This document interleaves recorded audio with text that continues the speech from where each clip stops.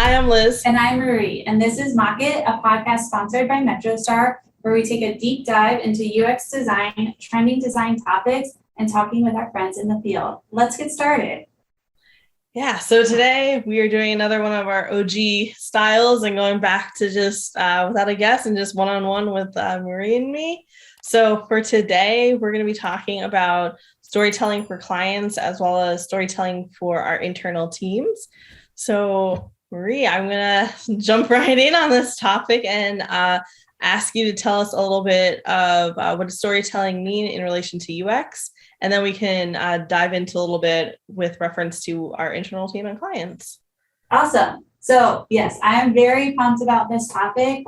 I hope this topic will resonate with specifically designers from the perspective I'm going to talk about, with if you've ever felt struggles with when you're reviewing your solutions or your designs, like people are only focusing on the colors, they're only focusing on the fonts, or like the best, and they're only focusing on the photos that you have dropped in with the watermarks on. And that is the feedback that you are getting, rather than you're really looking for more of that holistic feedback of, is this actually solving the problem? And not, moving pixels, changing colors. So that's what this storytelling of your projects is really going to help you be able to not curate how the feedback comes, but help encourage folks to give you that feedback that you're looking for. Like, I guess it's like coaching them into it, rather than getting stuck on like, oh, you have the word "the" here and it shouldn't be here, right? Because those are all things that we can change super easy on the fly, not a problem. But it's, what is that solution that's going to go to the developers to architect and really spend a lot of that time in. So to start, storytelling in relationship to UX in your projects is very similar to, just telling a story to your friends about like what happened in your life, how'd you learn from it, like where are you at? So it's sharing of ideas and experiences. And then for the UX, we're bringing in building up that, or not building, I guess it's building, portraying our users as the main character in that story. So right now, pulling in, providing context and a storyline for our audience, which is in some cases your clients or your internal team, to be able to empathize and build that connection to who we're trying to solve for. And then also within storytelling, sometimes you need to have that raw data also, depending on your situation. If folks, again, right, knowing your audience, kind of like knowing your audience for who you're solving for, knowing your audience of who you're presenting to and what information really sticks with them. So I really like this topic. I feel like I'm going to put you a little bit in the hot seat with like asking questions that I think maybe our listeners might ask for. So in full transparency, I sat in on definitely one, if not two, of these meetings, like when we were starting to introduce this into the team, when you were introducing this into the team. Effort. And one thing, so I guess like kind of going back to like the very beginning of like the purpose of this and stuff like that, with storytelling and the way at least that it was originally presented. And again, this might be just like, I might have old information, you might have updated how we do this, but with storytelling, do you always start with kind of like, when does storytelling start? Like if you're doing this with an internal team, do you start with the internal team of like getting them on board with this mindset? Do you start with the client? Like how do you like, you're like, I'm going to do storytelling. Where do you go from there? Right. Where do you go from there? So we were just talking, no small questions. Yeah, we were just talking about before we hit record. I am so pumped about this now because I feel like over the last 6 or so months, I've started to finally come across resources that I can get those tangible things to this whole concept of storytelling. So if I sound like super confident and I got it and you're like, how the hell did this person get to this point. No joke, I was like right there like 2 weeks ago.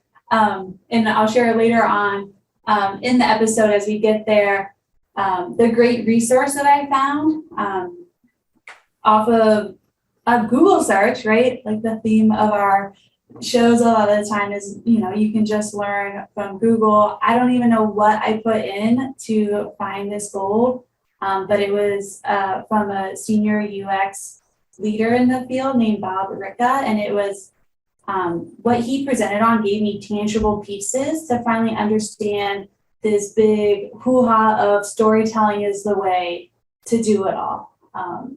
I know we were talking about, I can definitely go back to a point 5 years ago and was like, all of a sudden I heard like storytelling.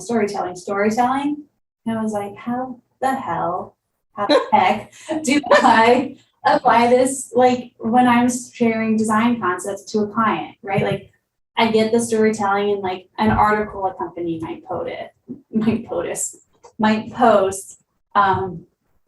But I couldn't understand how to relate that over into what I was doing as a designer or what now the team does to present our research, to present our work. I am so deeply involved in this. I forgot what your question was.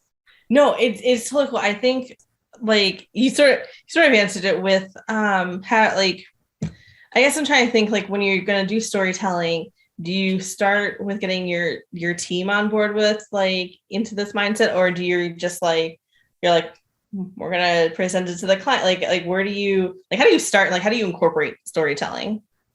Okay. That's exactly what I remember now. So we started incorporating it.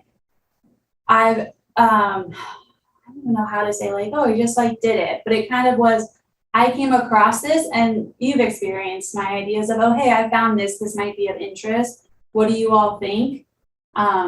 So I found this after having gone through one of my Coursera courses, in which in one of those courses, it really talked about grooming epics, which was a concept I've never heard out of the whole Agile process. So I also don't know if it is specifically a thing because we groom stories, but I found grooming our epics helped us start to do this storytelling without doing it formally, like we'll show what the story arcs are.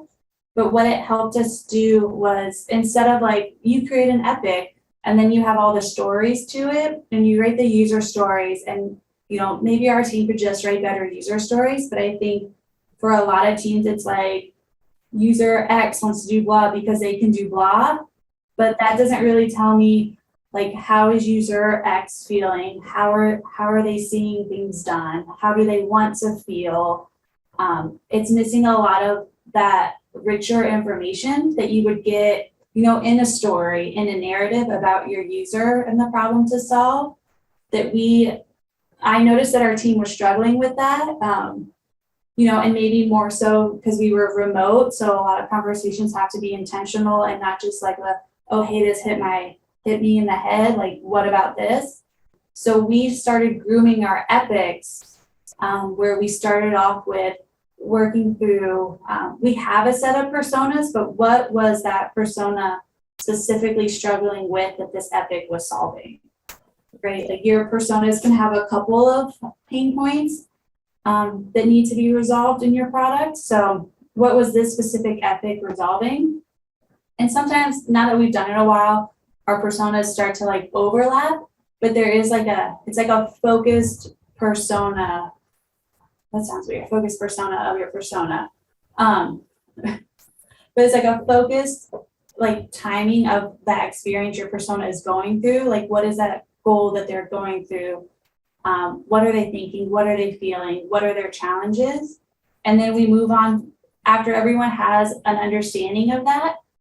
And we sit there. I know our UX researcher contributes a lot to this, but we sit there in the silence of those phone calls and wait for the whole team to contribute and the whole team to say something, because that also helps.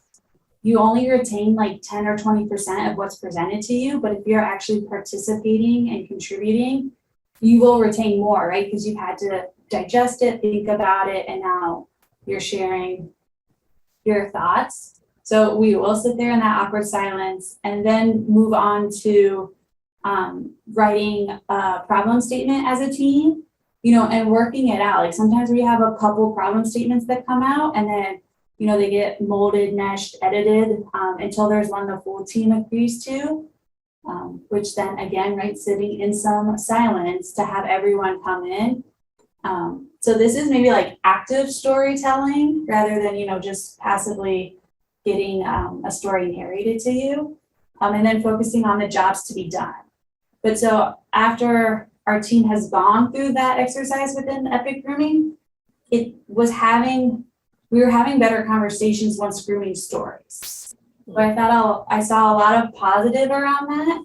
And then what I also found and realized and experienced was, say you had an epic, we groomed those stories, it was like, awesome, banger, we're getting this, the team is rocking again.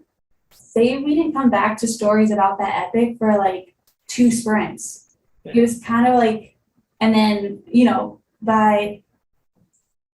designers are just really quick to be like, oh yeah, here's my design, so let's talk about it. We forgot all of that context that we knew of the story. So we learned that we needed to go do like a brief synopsis of our quote unquote like epic movie, to, refresh people's minds. And it leads to better conversation. It's leading to better product development for our team.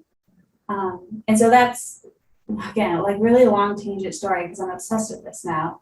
I love it. Is that there's not necessarily only one time that you do storytelling.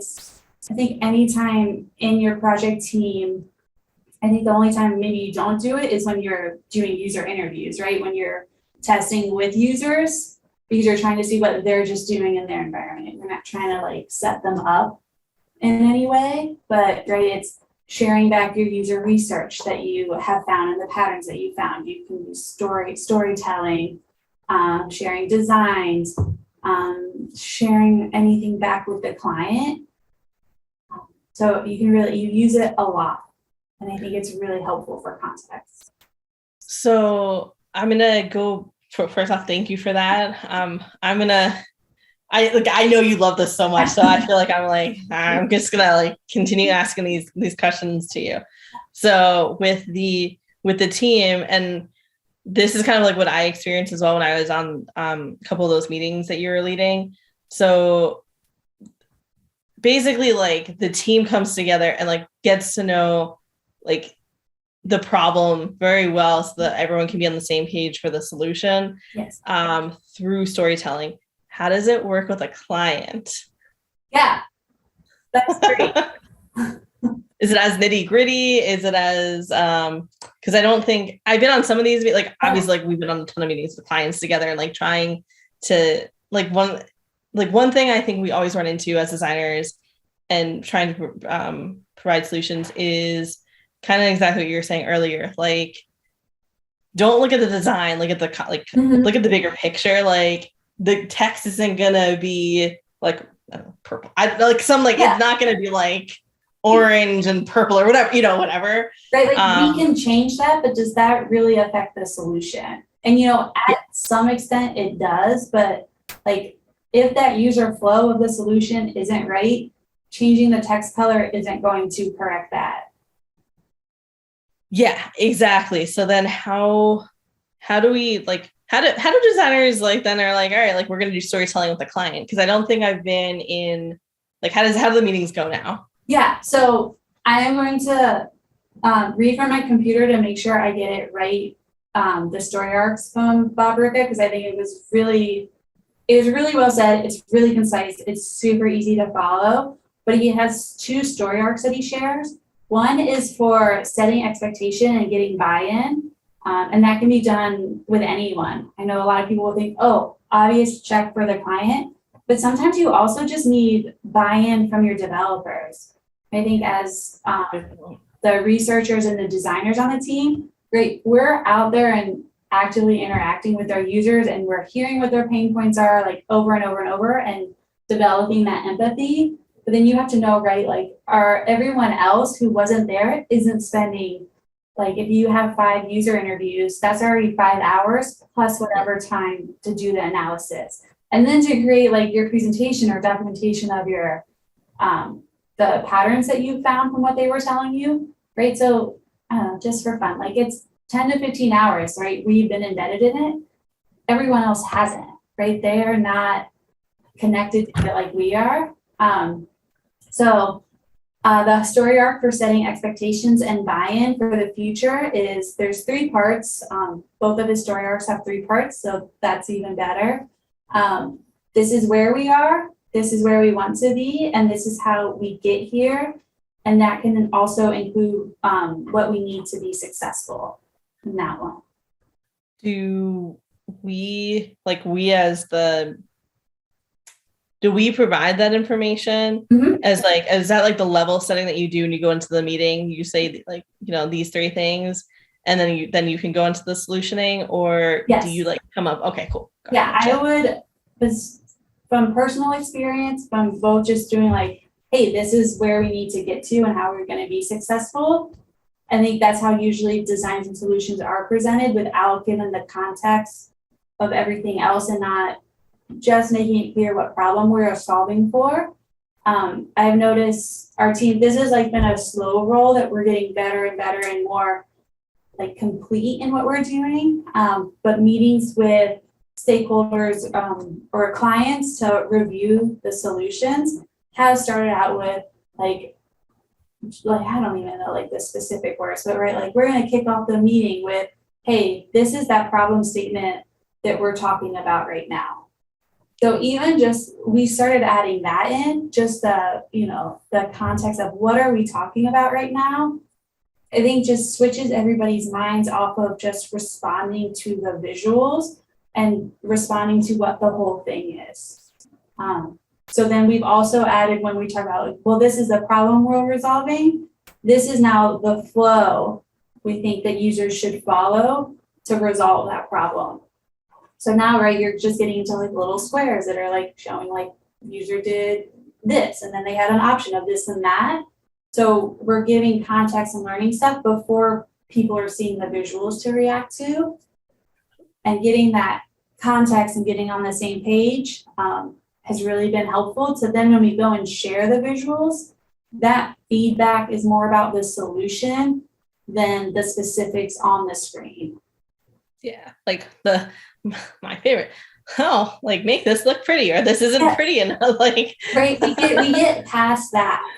And yeah. Right, and some of that is, and I still think it's right. People react to what they know, right, like, or what really speaks to them, or what they really care about. But so if I give them context though of like, this is where we're at, what we're doing, we get past like make this pretty or like blah blah blah, and so we're not having those stereotypical conversations. So then that was arc 1. Did you want to go into the second arc? Yeah. Okay, cool. I know I like cut you. I was like, I got like into it. I was like asking questions. No, I'm glad you're getting into it. I am so thrilled to have found this. The second one is the story arc to build trust and trust in the ability to deliver results. So this one is, right, we've set expectation about what we are going to solve for and maybe what the scope is. And you've gotten buy-in to go forward. So now this is building trust into what the proposed solution is will deliver the results. So this is, it's similar to the first 3, but this is where we were. So it's your current state of your product and the user problem. This is what we learned from the research or from whatever your testing was. And now this is how we're proposing to improve on that problem that you're solving for. I love this because I know we talked about it just for a sec beforehand, and this could also apply to project management. So I was typing and I was like, oh, like start out with level setting and then like having people trust that your solutions will work.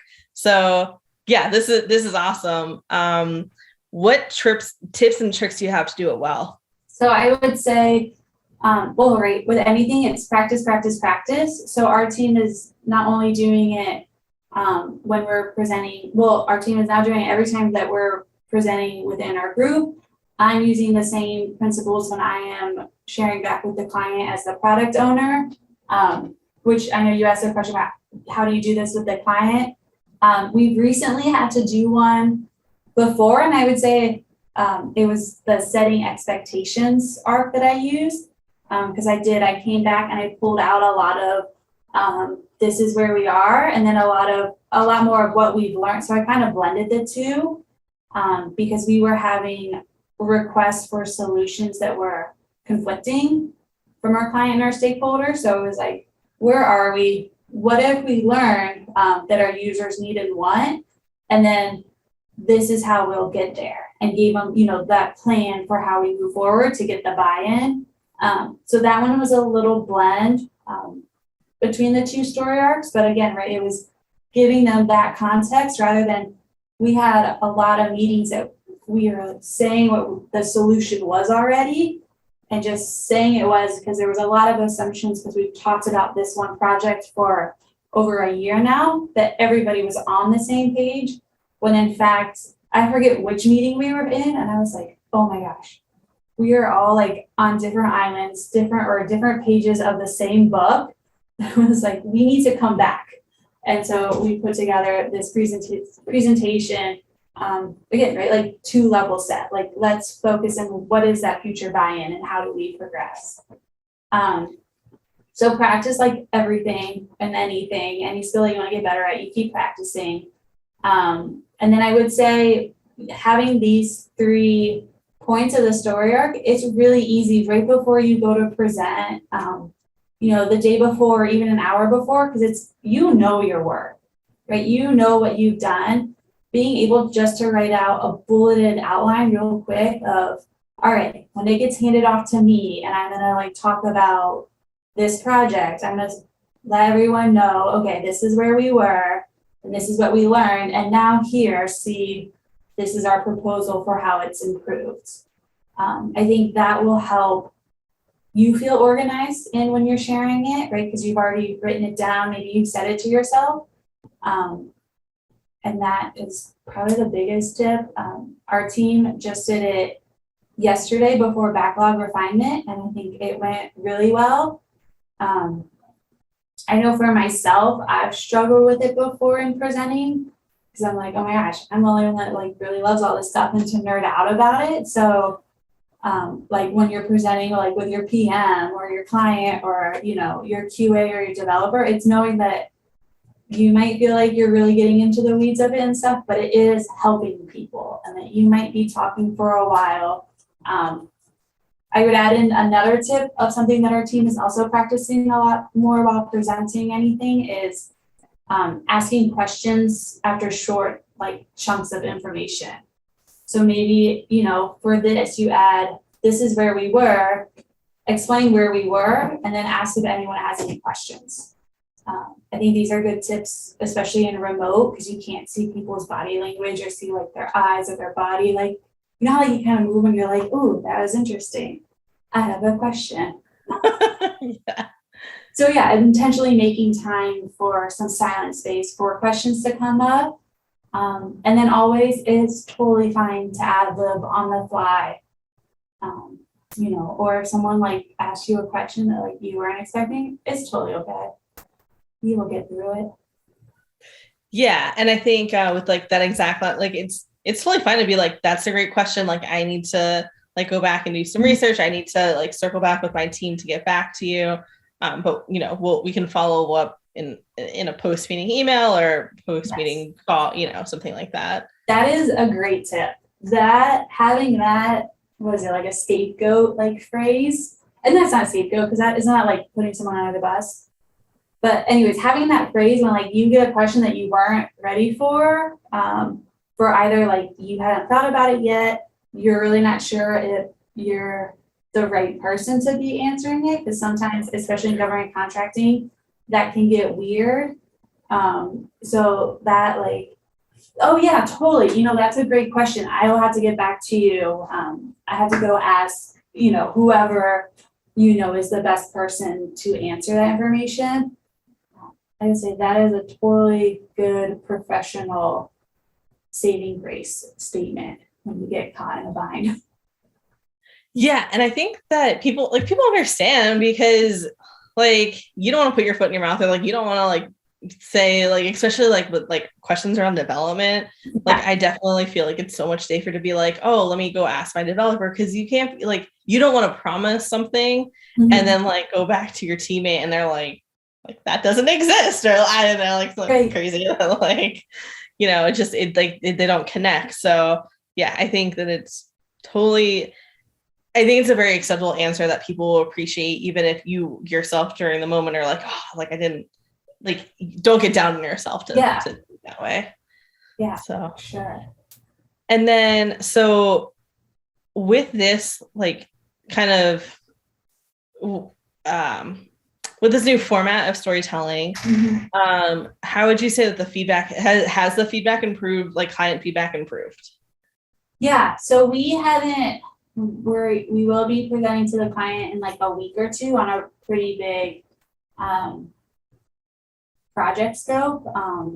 But I think previously when we've been doing pieces of it and didn't realize how like formalized doing it, but like, it was pieces of it were happening, it went so much smoother than the stereotypical, like, move this like to the right a little bit, like change this color, like do a circle instead of a rectangle, or like, let me see 8 bazillion iStock images to put in this one space. We didn't have those. So I think there's a lot of value in it. I think if you are a person who is struggling to feel like you're not getting the feedback that you needed from the client, or they're not telling you the things that you needed, because I've seen and heard that struggle from designers. And I know my struggle was always like, I need to be there to like, I think it's so much more from body language than like you just relaying me the message. But I think I had shared my work with whoever was presenting it, because sometimes you have those structures where the designer isn't actually presenting the work. But if I had those bullet points for whoever was, right, that feedback could come, at least it comes back and I know how it was presented, because maybe that's where that context was missing. But that sharing it in this way, I think will help a lot of designers specifically who feel like they struggle in not understanding the feedback that they get from the client, or not getting the type of feedback that they're looking for. You will now start to, because you're adjusting what they're focusing on through the story.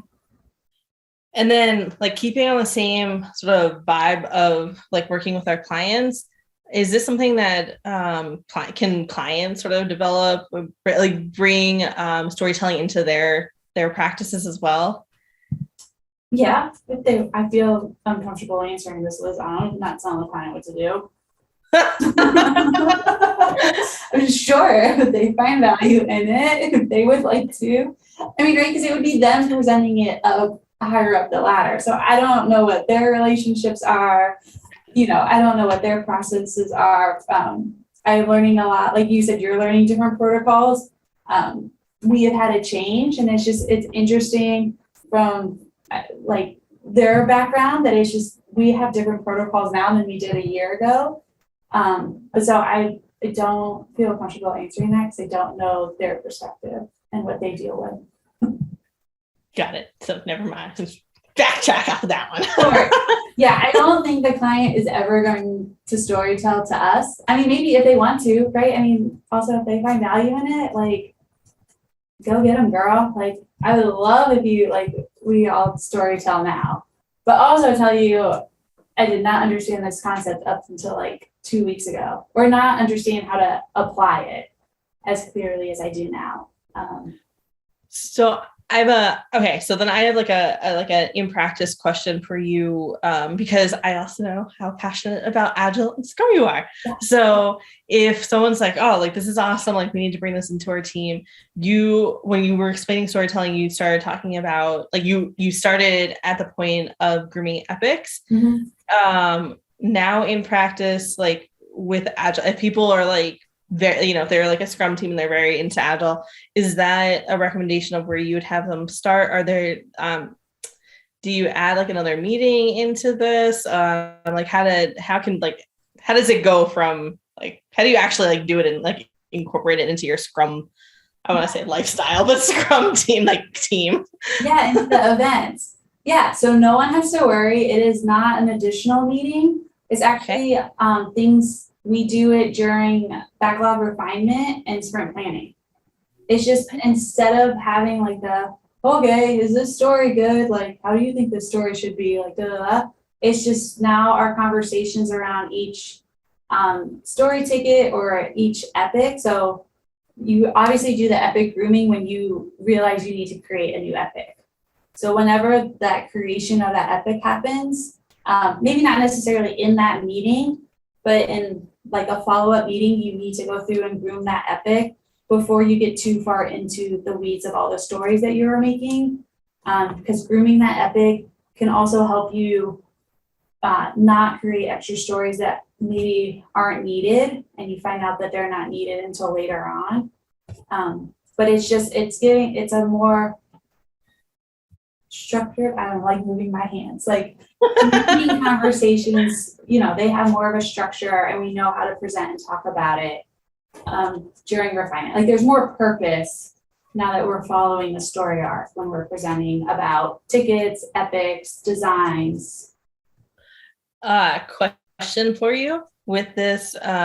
So who puts in, I know that we like talked about like the UX researcher, UX team, product owners, who is sort of like the driving force behind presenting this information? Like who leads the meeting? So or I guess the conversation within the meeting. I don't know. Did that make sense? Yeah. Watch my Scrum Master videos this episode and it's like, da da da. Like, said something wrong. No, she was totally nice. She wouldn't be like, blah, blah, blah, like a mean way at all. But we're trying to clarify, because our team has definitely blurred things with people overlaying some of the responsibilities of Scrum. So more like blah, blah, blah, just correcting me from our team overlapping. So we kick off the ceremonies, kind of depending where this will be happening in planning and refinement for us. The Scrum Master and I, we talk a lot. So, sometimes she's kicking off the meeting because something needs to be addressed, or I'm just going ahead and going into the meeting. But who is doing the storytelling is everybody. So I said, like I said earlier, and we had a refinement session yesterday. Both of the UX designers had their own tickets and presented using the second story arc of this is where we were, this is what we learned, and this is how we're improving. Yeah. They both presented it on their tickets that they were presenting to get development technical feedback, because we're getting ready to present to the client. But we want to make sure that what we're presenting is one, feasible, technically doable, and that two, the developers are understanding the purpose, like why are they going to put so many hours into this work before we go to the client. This like makes sense. Like I feel like you've laid it out as like it's very logical. It's very like adaptable to like team structures, and like I said, like these seem like things that you could apply to project management, Scrum, obviously. Like UX and design, but then like even with like if you're a business analyst or like coming up with requirements, like this just, it can be applied to so many things. It gives like a full 360 of the solution, that the problem you're working towards and the solution that you're creating. Yes, I love that you just brought up requirements, because that popped in my head just a second ago too, and I was like, it's even like, right, you can give context to why we have these requirements, right? And meaning to the requirements more than just like, well, here it is, blah. Yeah, and because I think sometimes like, depending upon how large the team is, like there are so many factors that go into like jiving with your team, but a lot of times with requirements, like you're like told them, and this is like you're like this needs to be created because XYZ problem, and like this kind of makes it so much more accessible to everyone involved. Like, you know, your program manager understands what's going on, and then, you know, your BA, like everyone knows what's going on because you're doing this activity together. So then you're kind of like in the same, you're all in like this like lockstep, you're all in lockstep. So instead of like, you know, like sometimes you kind of get like thrown and it's like, build this thing, and the developer is like, well, I don't know why, but I'm doing it. I don't think this is gonna work. Right? Like having that buy-in rather than being just told and like, okay. Oh, this is awesome. Okay, so I'm digging this too.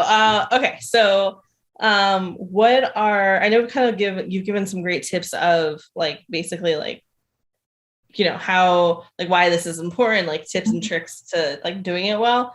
But then I guess if someone like who's listening was like, oh, I you know, regardless of whatever their position in the team is, if they wanted to, if they're like, oh, this is something that like our team could benefit from, like, but clearly, like, you know, we may not be on the same page, and like, you know, there's a million reasons you want to use storyboarding.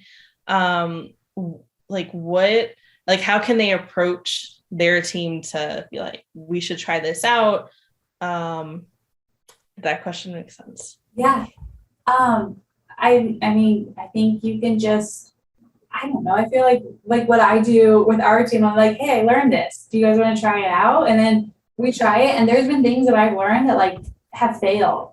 But like everything, we just scrap it and move on to the next thing. And things that work, we keep, you know, refining and making it better. Again, right, I feel like that's a hard question to answer because I don't know everyone's team perspective. But if it's like, if you hear this episode and you're like, dude, I love it, I'm going to do it, I think this has a lot of value, I feel fairly confident to say, like, go ahead and add this into how you present or adjust how you've been presenting to include this, see how it goes, you know, see how your team responds. It might take a couple of times, right? One, for you to even get better at it.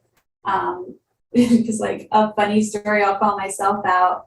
I forget what exercise or like workshop thing I think it was in the epics grouping. We were running through that and we got to the jobs to be done, which was the first time I was trying to do that exercise without notes in front of me because I was screen sharing. So for the team to see my screen, and didn't have my double monitor set up for whatever reason. And I remember the team was having a lot of really great questions, and it was like newer to me, and I was like, I'll have to get back to you guys. Like, I don't remember, like, we can just wrap up right at this moment. It was towards the end of the meeting time anyway, so it wasn't like abrupt. But I remember calling myself out because one of our teammates said something. I was like, oh, what? You don't like to just like lead a full team in an exercise that you're not very good at? Like, you know, sometimes those things happen. But since then, I've done it a lot more. And like, it's good. And right, so if you were to judge based off of that one time, you maybe say like, it was a 50-50 fail pass because I was also practicing and learning and getting better at it, that now that we've continued to do it, I mean, I'm bought in personally for our team. It's working, and I'm sure we will continue to customize it for our team. But yeah, if you're presenting stuff, right, there's really like nothing ethically wrong with presenting it like this way, right? There's nothing legally wrong, right? You're not going to get in the hot seat for anything. So I feel pretty safe of if you want to present your next design solutions or your next requirements meeting this way, it should be okay. Your team might be like a little shell-shocked and quiet as to like, why are we getting all this information? But that's not necessarily that thing. That's great advice. Just like jump in and go with it. One last question I have for you is in regards to documentation. How do you just like any notes that come up during the meeting, do you put them into that particular story, the epic, like how can people document the great conversation that comes out of the these team meetings? Like any tips, tricks, anything? I think, oh my gosh, I feel like I have the worst answers today. I was like, oh, it's all very subjective to you. Like, so it's very customizable. Maybe that's good. So I can say what our team does, since we follow Agile and we use Jira and Confluence, the conversations in the Epic grooming is happening in that Epic ticket. Got it. There's actually, which I don't even think I realized up until like last year, when you create an Epic, you actually create a ticket. So that's where all that content is, and it goes along. I mean, you could take the Epic ticket from to do all the way through done and all your steps in between in your workflow, which I had no idea. So maybe I'm just behind the ball, but if anyone else didn't know that, your epics become tickets. And so that's nice. So when you're opening that story in Jira, you have all that, the breadcrumbs. You can always go click back into the Epic one and see all that information all in one spot. For documenting our conversations when we're sharing designs, let me say like old school, pre-pandemic, when we print them up, right? You have your printouts and you're either writing right on the printouts, you're putting Post-it notes. That's a way for the documentation for the team to take back. Now we are using Figma, so we just put in the comments. Recently, I know sometimes we do, someone's presenting, someone else is taking notes in the back end. For presenting the visual designs, that designer has been taking notes, or whoever's presenting at the same time. So, because like sometimes I'll present stuff if someone's out, or if it's even just what I've worked on, we just document it right in Figma. And then, like I just said, sometimes we're presenting and then we're storing a page of notes. For our team, we're using Confluence. I'm sure there's lots of other cloud storage-based things to use out there, products. But so we just create a page, line it up. We have like the POC of the comment, just so we know who to go back to, for when we resolve it or need more information, and their comment. Nice. Yeah.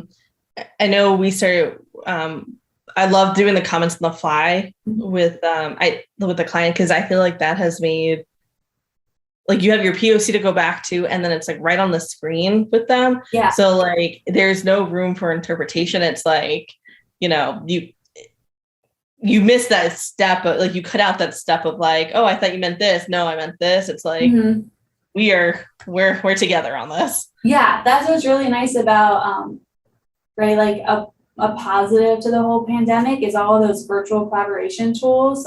Right, we're using Figma now. There's Miro we've used, and Envision has something, I don't remember what it's called, but those are all really nice. So even while you're going through the story arc, right, you can show, hey, this is where we were. You have your chunk of the old mock-ups.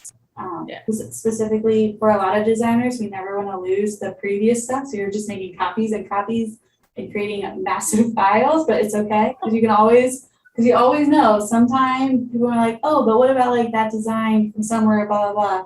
Never want to overwrite it. So you can just copy it over. But it's really helpful in these story arcs of like, hey, this is where we were, or even, especially when we were in Miro, which I think we've done it in FigJam, we can go and reference the research, like where we've done affinity mapping or rainbow charting, or even the goals and pain points chart. We can grab screenshots and drop that in next to it. So then you also have those visuals as you're going through your story. And then you have, your new set of designs about this is how we improved. And like you said, the comments are nice.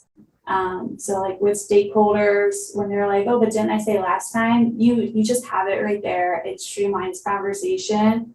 And then comments are nice with developers because we can make the comments about like level of effort, and sometimes get into some technical conversation, even before we're ready to build out the tickets, but it's documented somewhere and with the visual.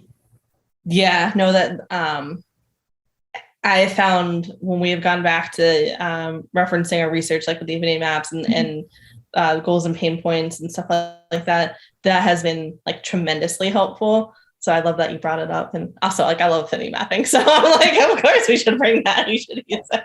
So that's awesome. So I have put you in the hot seat for a while now. As we kind of wrap up this episode, any other like tips, tricks, advice, last thoughts that you want to throw out to our listeners about this topic? I feel like how like you're like in it for this.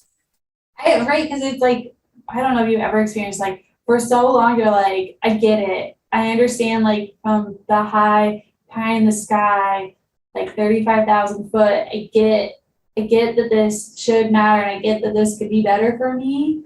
But yeah, like, again, we were talking about this earlier. Storytelling to me, storyboarding to me from just the design field means different than this. And so it was nice to finally find that resource that was, this is the tangible things. This is how your arc goes, and not just seeing all of the things that like the 6 pieces of storytelling, like the hero's arc or the hero's journey, journey, and like all of that other stuff that probably makes sense to people who produce movies, like Hollywood movies, but I couldn't figure out how did you translate that? I just need an audio track.